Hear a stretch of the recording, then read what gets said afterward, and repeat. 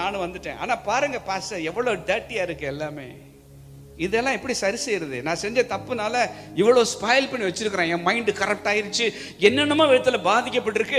இது இந்த டேமேஜ் எப்படி சரி செய்வாரு? சீரழிச்சிருக்கிறான். ஆனா நீங்க இருக்கிறது அப்பா வீட்டுல. அப்பா வீட்டுல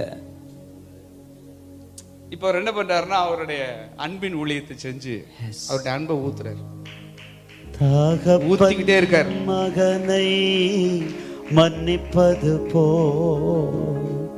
தகப்பன் மகனை மன்னிப்பது போ, மன்னிக்கும் தெய்வம் நீர்தானையா,